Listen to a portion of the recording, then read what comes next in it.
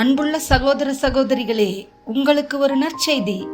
நாம் வரவிருக்கும் 2025 ஆண்டு ஜனவரி 1 365 நாட்களுக்கும் 365 தலைப்புகளின் கீழ் வேத வசனங்களை வாசித்து பகிர இருக்கிறோம்.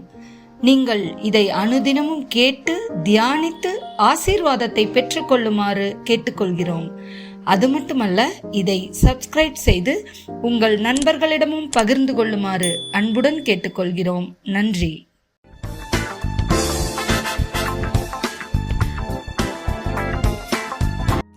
இன்று நாள் 16. தலைப்பு அந்தி கிறிஸ்து. மத்தேயு 24:5. ஏனெனில் அநேகர் வந்து என் நாமத்தை தரித்து கொண்டு நானே கிறிஸ்து என்று சொல்லி அநேகரை வஞ்சிப்பார்கள். மத்தேயு 24, 23, 24 மற்றும் 26. அப்பொழுது இதோ கிறிஸ்து இங்கே இருக்கிறார், அதோ அங்கே இருக்கிறார் என்று எவனாகிலும் சொன்னால் நம்பாதேயுங்கள். ஏனெனில் கள்ள கிறிஸ்துக்களும் கள்ள தீர்க்கதரிசிகளும் எழும்பி கூடுமானால் தெரிந்து கொள்ளப்பட்டவர்களையும் வஞ்சிக்கத்தக்கதாக பெரிய அடையாளங்களையும் அற்புதங்களையும் செய்வார்கள். ஆகையால் அதோ வனாந்தரத்தில் இருக்கிறார் என்று சொல்வார்களேயானால் புறப்படாதிருங்கள். இதோ அறை வீட்டிற்குள் இருக்கிறார் என்று சொல்வார்களேயானால் நம்பாதிருங்கள். 2 தெசலோனிக்கேயர் 2:3-12 வரை. எவ்விதத்தினாலும் ஒருவனும் உங்களை மோசம் போக்காதபடிக்கு எச்சரிக்கையாயிருங்கள். ஏனெனில் விசுவாச துரோகம் முந்தி நேரிட்டு கேட்டின் மனுஷனாகிய பாவ மனுஷன் வெளிப்பட்டாலொழிய அந்த நாள் வராது. அவன் எதிர்த்து நிற்கிறவனாயும் தேவன் எனப்படுவதெதுவோ ஆராதிக்கப்படுவதெதுவோ அவை எல்லாவற்றிற்கும் மேலாக தன்னை உயர்த்துகிறவனாயும் தேவனுடைய ஆலயத்தில் தேவன் போல் உட்கார்ந்து தன்னைத்தான் தேவன் என்று காண்பிக்கிறவனாயும் இருப்பான். நான் உங்களிடத்தில் இருந்தபோது இவைகளை சொன்னது உங்களுக்கு ஞாபகமில்லையா?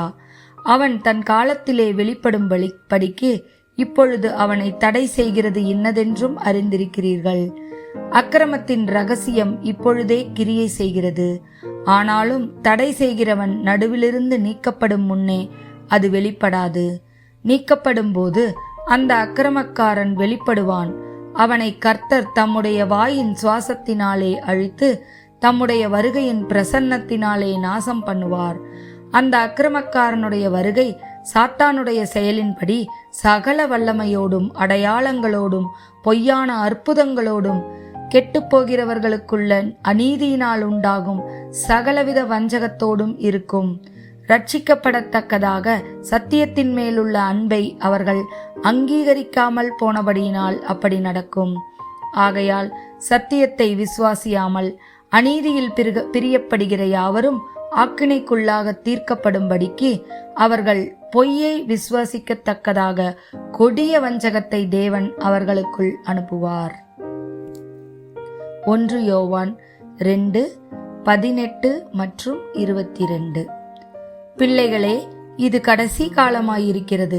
அந்தி கிறிஸ்து வருகிறான் என்று நீங்கள் கேள்விப்பட்டபடி இப்பொழுதும் அநேக அந்தி கிறிஸ்துகள் இருக்கிறார்கள்.